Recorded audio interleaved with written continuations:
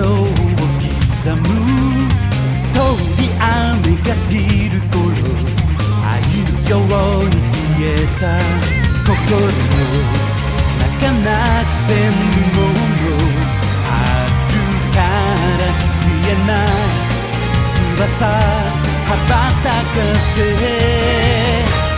これでもかっと吹く風に向かい打ち揺るぎない気持ちで立ち向かってくのさが砂ぼこり舞う約束の場所へ俺たちは走り続けてゆく今夜こそ越えてやるあの先まで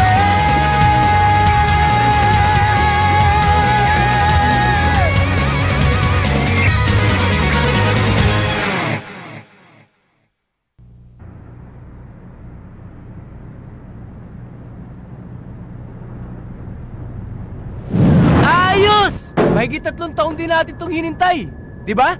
Tama ka, pero saka ka na magsaya kapag nasa atin na ang kayamanan. Bakit? Masama ba? Kesa masaya ako at pupunta na natin ang limpak-limpak na pera. Huwag ka masyadong kampante. Ha? Ha?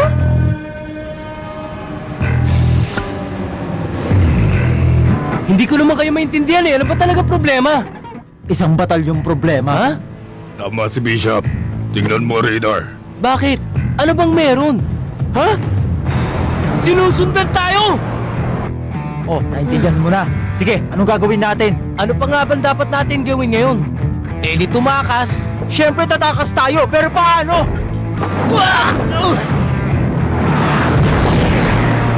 Ano ba? Pasensya, di sinasadya. Ang dali mo kasing mataranta eh. Wala tayong problema basta na sa atin ang kwintas. Tatakasan lang natin sila at diretso na tayo sa Graceland. O sige, para tayo mismo magdala sa kanila sa kung saan nakatago ang kayamanan ni Bruce. Ganun ba yun? Siyempre hindi, no? Kaya nga tatakasan natin sila eh. Eh paano nga natin sila tatakasan? Di ko alam. Bahala na. Ayan, kaya tayo nagkakaproblema. Kung magsalita ka, parang kasalanan ko ah. Tama na nga yan. Alam nyo, hindi rin naman natin pwedeng hukayin ang bawat sulok ng planeta na yon sa loob na 1 linggo, hindi ba? Ha? Anong ibig mo sabihin? Maghahanap pa rin tayo. Ha? Hindi pa rin natin makikita agad ang kayamanan ni Bruce kahit na dumiretso tayo ngayon sa planetang Graceland. Pero nasa atin ang kwintas. Bakit? Akala mo ba may mapa sa loob ng kwintas? Anong laman ng kwintas kung ganun? Saka na lang natin alamin, Bishop. Sa ngayon, isipin muna natin kung paano tatakasan ang makukulit na yan. Paano natin siya huhulihin nang hindi sinasaktan? Gusto kong kalabanin siya ng mano-mano. Pero inaalala ko lang na baka masira tong damit ko. Oo nga eh. Kakapaayos ko lang nitong bestida ko eh. Talaga? Bakit hindi ka nalang nagpagawa ng bago katulad ko? Siguraduhin nyo lang na pagdating namin dyan, meron pa kaming wawa sa akin, ha? Kung gusto mo kasing sumali sa labanan, huwag kang magpapahuli. Siya nga pala, ano na palang balita kay May? Hindi pa rin siya nakikita. Sige. Matatagpuan din natin siya. Pwesto na! Magsisimula na kasi yan! Ayos! Tagal ko nang di narinig yan ah! Parang hindi tayo naghiwa-hiwalay ng 3 taon, hindi ba?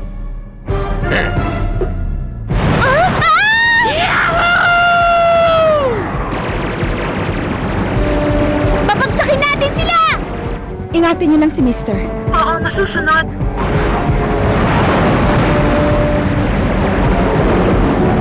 Pambihira! Di sila makapaghintay!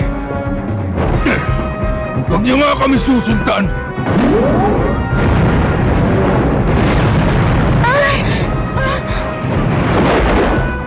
Pasensya na.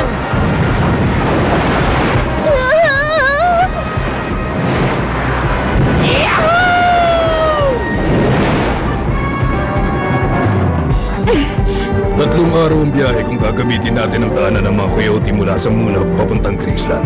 Idagdag niyo ron ang kalahating araw para hanapin ang kayamanan at ikarga sa sasakyan. Bishop! Gaano pa katagal bago ihulog ang photonic bomb sa Graceland? Sa tansya ko, mga 5 araw at 11 oras na lang. 5 araw at 11 oras. Bawasan ng 3 at 2 na lang. Ngayon, napakasimple ng plano natin. Pwede ng 2 araw. Ano daw? Ano raw gagawin natin? Kung may plano ka, pwedeng sabihin mo na. Franca, Bakit? kumusta si Swamp? May balita ka ba? Sinong swamp? Yung swamp na yon! Ang kinikilala ng lahat na kanang kamay ni Bruce Duckley na hari ng mga pirata, si Swamp Gordon.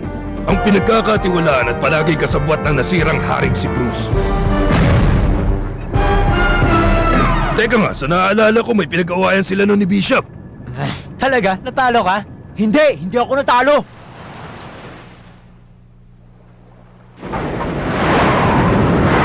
Franca, alam mo ba kung nasan si Swamp? Palagi kami nagkikita nun ni Swamp kasi palagi siya nagpupunta tumiinom sa bar. Kamusta? Ganda! Sabi niya tawagan ko lang siya pag may problema ako. Ang gandang plano! Ha?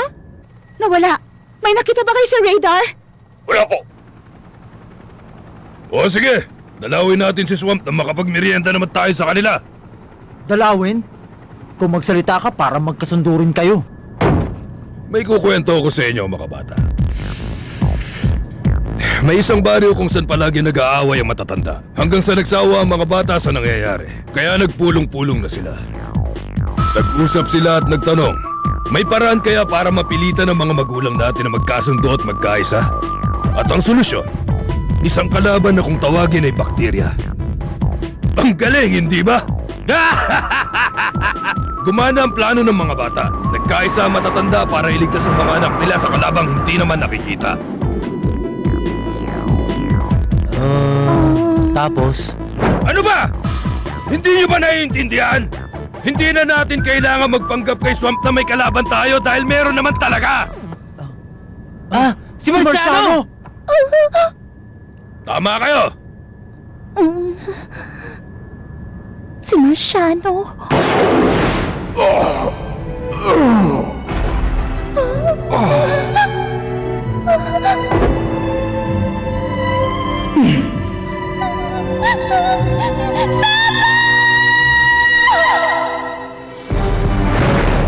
Nakita na sila! Habulin sila! Ano ba yan? Pagkatapos ng taguan, habulin na naman! Sige, dali na natin ang matitigas na ulong mga batang to dun kay Swamp. Kaya mo ba? Sino ba sa palagi mong tinatanong mo, ha? Ako yata si Express Bilis Katana! Kunin tayo magdiwang para sa mga biyayang natatanggap natin! Isigaw niyo ang maligayang pumapalot sa inyo mga puso! Huwag natin sayangin ang ating buhay! Biyahin natin ang Panginoon! Amen! Amen! Amen! Thank you!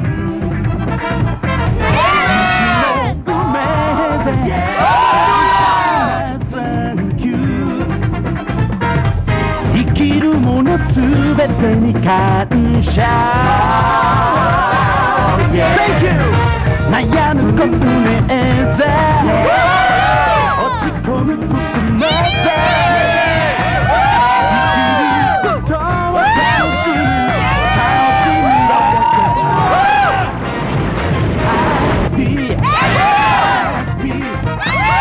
Happy Happy Nandyan na kami!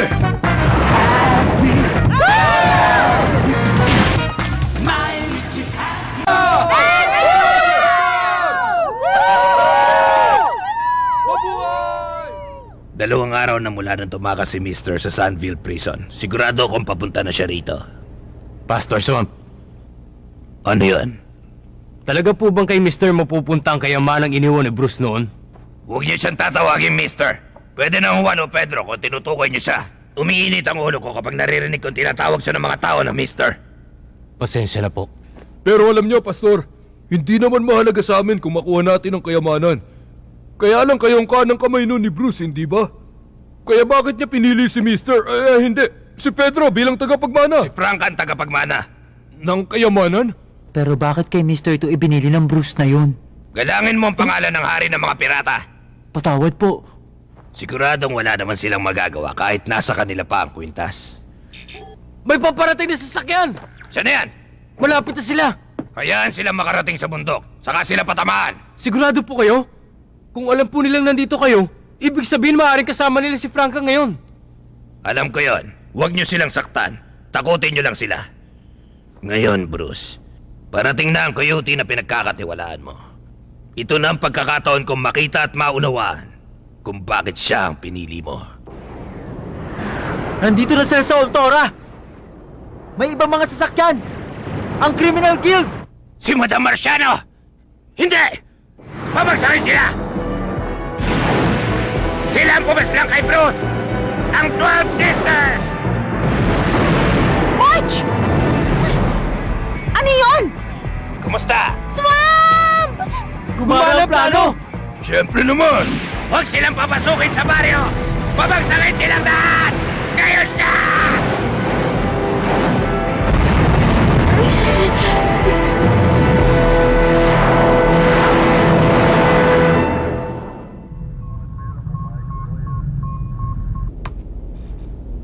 Magpahinga naman tayo habang nasa biyahe tayo. Hindi naman tayo makakarating agad sa kurong kung mag-aalala ka ng ganyan. Ano na naman ang problema?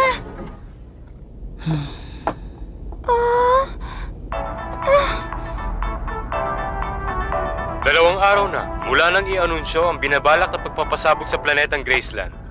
Patuloy na Kapitan, tumatanggap ang gobyerno ng bilisan niyo ang paglipad. Kailangan makarating agad tayo sa planetang Kurong. Nagpunta ron ng 12 Sisters, kasabay ng ginawa ni Marciano na pagtatraidor sa sarili niyang mga kasamahan doon sa Criminal Guild.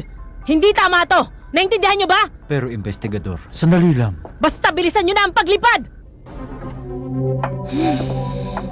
Ano ba ang nangyayari? Sandali, Angelica! Sabihin mo, anong nangyayari? Bakit nagpunta ang 12 Sisters ni Marciano sa Sandville Prison para hanapin si Mr.? At pagkatapos nun, sinalakay naman nilang planetang Kurong. Bakit? Bakit niyo sinusundan si Mr.? At huwag kang magkunwari na hindi mo alam.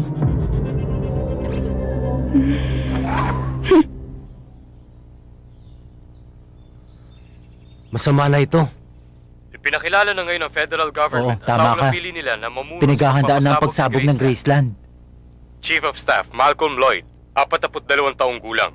Sa edad na 29, hinirang siya bilang pinakabatang general at naging Chief of Staff sa edad na 38.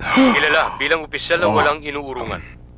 Kasasakay lamang ni Malcolm Lloyd sa DK-998 na siya Alam kaya magdadala ng talaga niyang mapangaling ginagawa contact niya? map sa planetang Graceland. Napabalitang ibinili Pambihira! ng federal Kung tambangan government kaya si natin at Lloyd na bugbugin walang ng taong sino yan man para dapat lang mapigilan pumigil sa natin ang kanyang pagbomba. Ibig mo sabihin tulad ng ginawa ko sa'yo noon? Anong sinabi mo? Baka gusto mo ikaw ang makatikim ngayon at mas malala pa! Natalo ka nga. Tumahimik ka nga! Bakit hindi? Alam ko namang yun ang dahilan kung bakit ka sumama rito. Gusto mo lang kasing gumante. O dali na, gumanti ka na. Sige na, eto na. Hindi mo magawa, no? Sabing tahimik! Mantagal nating hindi nagkita-kita, Swamp. Ipaganda mo naman kami ng makakain. Napagod kami makipaghabulan sa mga batang yan buong magdamag. Palagay mo pa rin ba nakakatawa ka? Hindi ba? Pinilit ko magbago na nasa bilangguan ako. Pero kapag matanda ka na talaga, mahirap nang gawin yon. Nakakapagtaka lang kasi na hindi ka nag-aalala. Wala ka ng oras, hindi ba? Bakit hindi mo pa ako tanungin? Parang awa mo na, Swamp. Sabihin mo na sa akin ang sikreto na nakatagong kayamanan ni Bruce. Tinutukoy mo ba ang laman ng kwintas? Ha?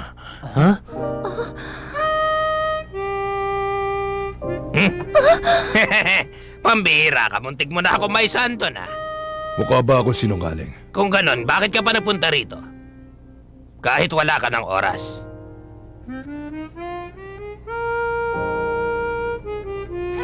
Kita mo na, wala ka na may sagot Ang mata ngayon. ni Bruce. Huh?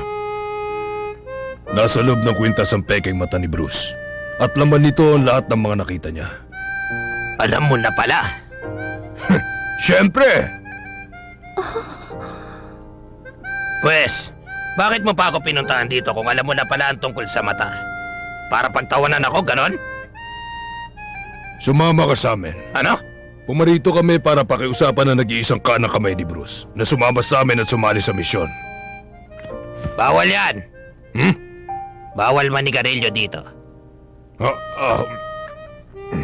Sandali nga muna. Kung alam mo na pala ang sikreto ng kwintas, Magpunta na tayo sa Graceland bago pa mahuli ang lahat. Pastor, hindi naman siguro kayo papayag sa sinasabi nila, hindi ba? Katana, tulungan mo naman ako. Kung ano sabihin ni Mister, yun ang susundin ko. Ikaw talaga? Hindi sapat na malaman lang ang sikreto ng kwintas para makuha ang pinakaiingatang kayamanan ni Bruce. Ang makakakuha lang ng kayamanan niya ay yung taong kasing husay, kasing talino at kasing tuso ni Bruce. Hindi ba, Swamp? Gandang umaga! Magandang umaga, Pastor Balita. Kamusta ang tulong nyo? Nako, magandang umaga po sa inyo. Nakalimutan kong darating pala kayo ngayon. Sino sila? Kaibigan nyo? Parang gano'n nga, matagal ko na silang kilala. Pabuti naman at dumalaw kayo. Alam nyo bang napakalaki ng utang na loob ng lahat ng tao dito kay Pastor Swamp? Hindi ba? Tama! Tabang-tabang dating ng mga kaibigan nyo, Pastor. Bagong pita sa mga kamatis sa dala ni Belinda. Sariwang-sariwa. Gumawa naman si Cathy ng keso at bacon at mga gulay na galing sa hardin ni Jane. Pagsaluhan yung lahat ito at kumain. Ay na kayo! Nako, lagi nyo na lang akong binibigyan ng pagkain. Maraming salamat po. Magkita tayo ulit bukas, Pastor Swamp. Sana kayo na ibigay sa kanya bukas. Talaga. Ang swerte mo ah. Inaalagaan ka ng mga tao rito.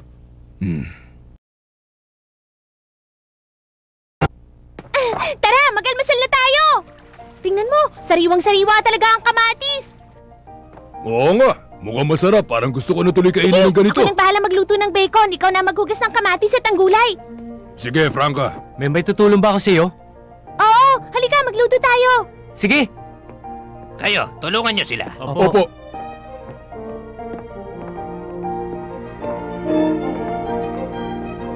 Ano bang pumasok sa utak mo, taging pastor ka? May binabala ka ba? Bakit, Bishop? Hindi mo ba naranasan na magkaroon ng pangarap ng maliit na bata ka pa lang? Imposible! Hindi imposible na magbagong buhay. Totoo ba yan? Ikaw, Bishop, tatanungin kita, ano ang gusto mong gawin? Ang gusto ko? Ngayon? Oo, ngayon mismo. Nagtanong ka pa, hindi ba halata? Bakit pa kaya ako nagpunta rito ngayon?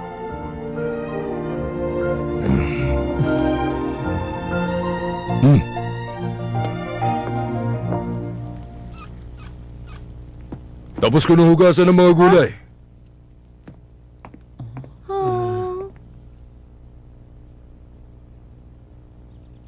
Hindi na ako magpapaligoy-ligoy pa. Hanggang ngayon ay hindi pa rin kita tinatanggap bilang nararapat na kapalit ni Bruce. Sabihin mo na sa akin kung ano talaga ang totoo mong binabalak.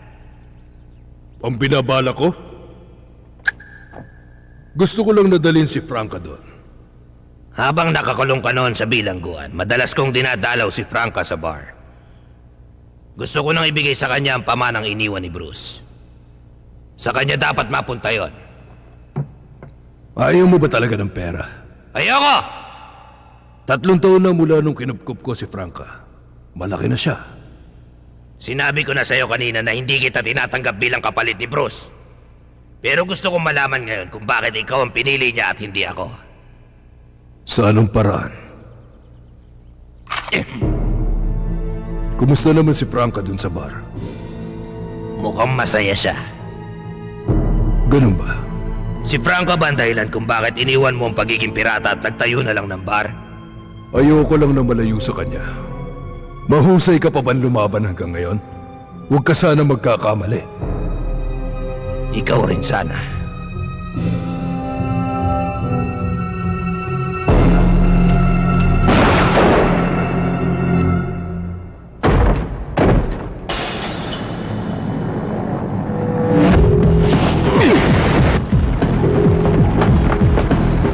Ano pang hinihintay nyo? Tumakas na tayo! Eto, regalo ko sa inyo.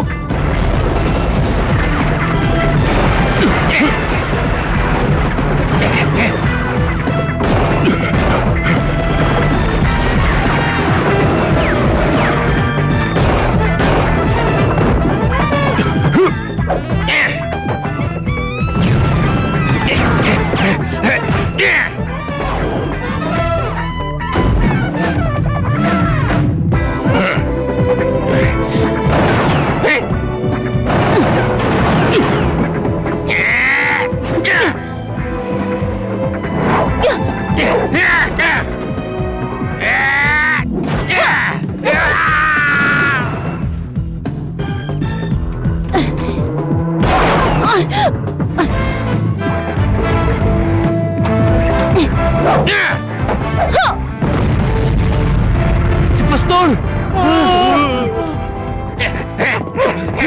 Babalik ako sa isang linggo! Kayo muna bahala dyan!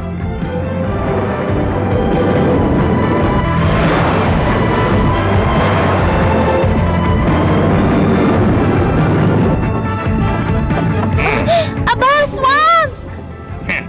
Sasama ka rin naman pala eh. Mangangailangan kasi ako ng pera pampaayos ng simbahan ko. Kaya nyo bang ilayo na sa baryo ang guild? Walang problema. At ikaw naman, titingnan ko kung ikaw ang tao na dapat magpatuloy ng sinimulan ni Bruce. Pwede ba? Maninigarilyo muna ako.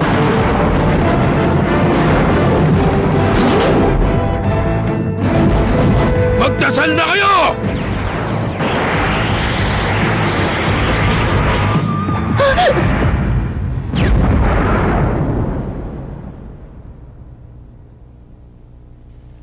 Ganun pala. Patungo ng kalawakan sina Mr. at Swamp. Ina, si Sep, wala na si September. Aalis ako. Pupunta ako sa kalawakan. Yung kinuwento mo tungkol sa mga bata nag-imbento ng kalaban na bakterya? Kanina ko pa pinag-iisipan yun eh. Saan bari ba talaga nangyari yun? Yung kwentong yon, nabasa ko lang sa isang libro yon.